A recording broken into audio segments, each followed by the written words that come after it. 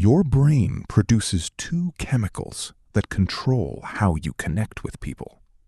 Dating apps flood you with one and completely starve you of the other. That imbalance, it explains everything. Here's the thing nobody's telling you. The problem isn't that you haven't found the right person. The problem is that the entire system is wired against your brain. Psychology has a name for what you're experiencing. Actually, it has several. Attachment theory, the paradox of choice, dopamine reward loops, oxytocin deprivation. In the next 12 minutes, we're going to break down exactly why modern dating feels so hollow and what the science says you can actually do about it. This isn't dating advice. This is a psychological diagnosis of an entire generation's love life. Think about how your grandparents met. Probably through family, church, the neighborhood, a shared circle of friends. For most of human history, that's how it worked. You met someone who was already embedded in your world. You shared values, community, mutual friends who could vouch for character. There was context. There was accountability. There was social glue. Now, fast forward to today. Dating has been extracted from community and handed to an algorithm. You're no longer meeting a person. You're evaluating a profile, a few photos, a bio shorter than a tweet, and you have about 2 seconds to decide, left or right. And here's what nobody saw coming. This shift didn't just change where we meet people. It changed how our deepest psychological patterns play out. Let me introduce you to something called attachment theory. Developed from decades of psychological research, it says that the way you learn to bond as a child shapes how you connect, or fail to connect, as an adult. There are 3 core styles. Anxious attachment.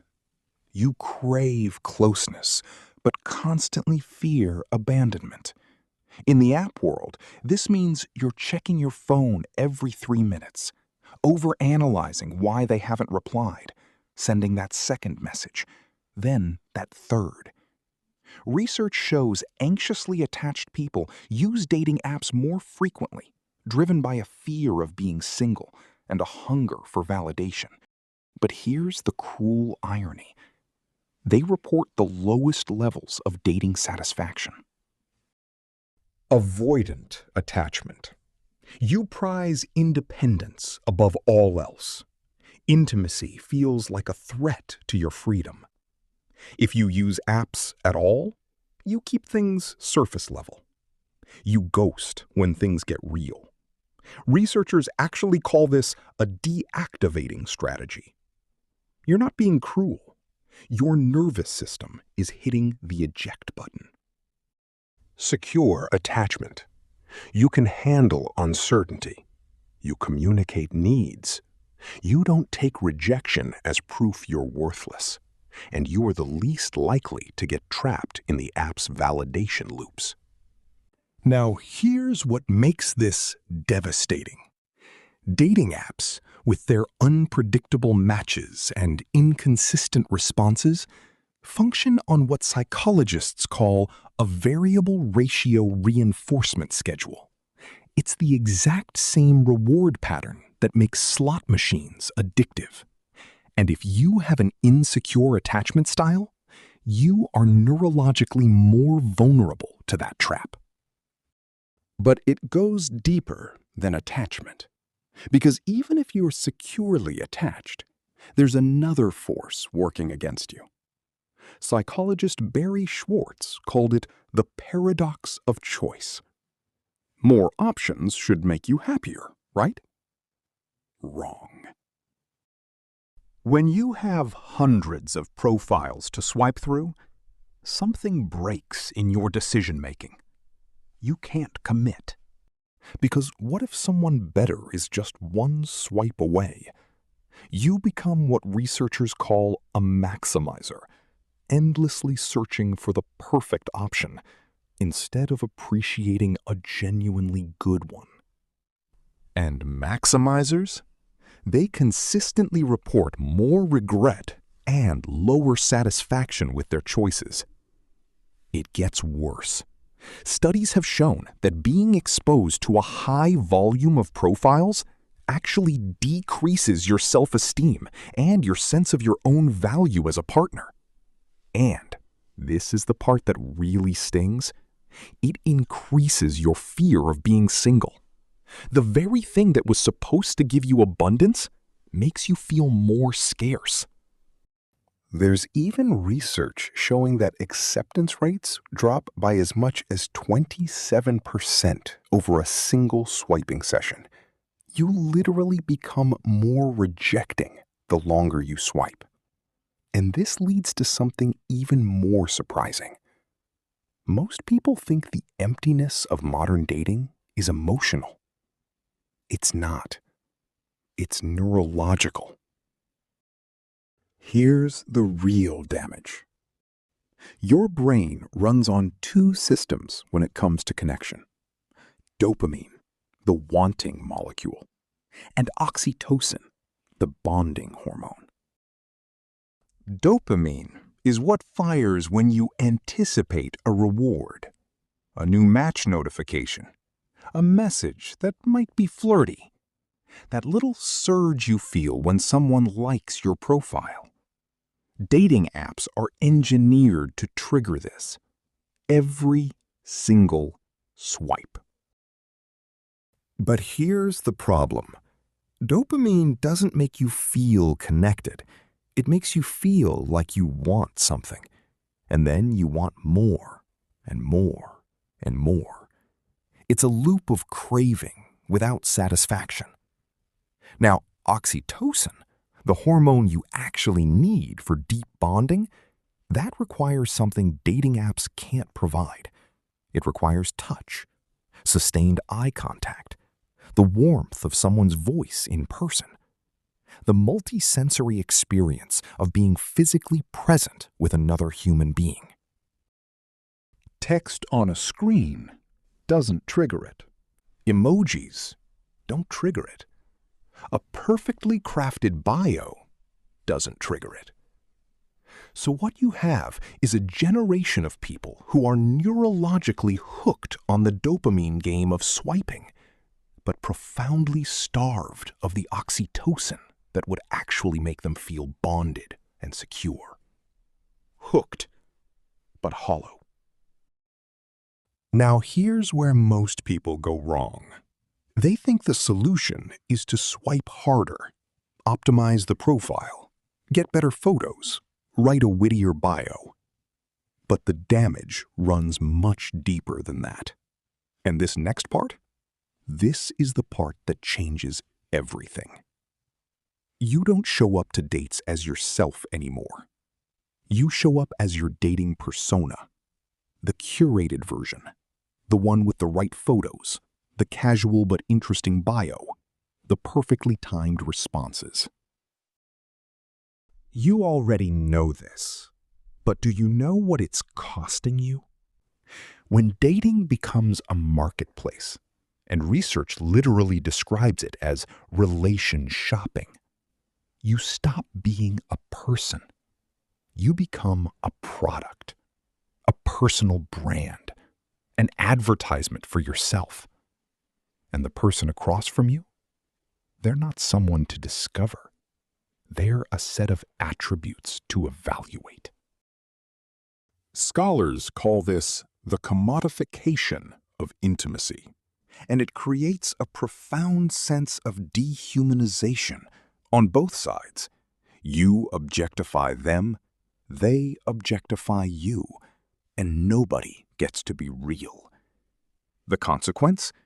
Ghosting feels normal because you're not ending a relationship, you're closing a transaction.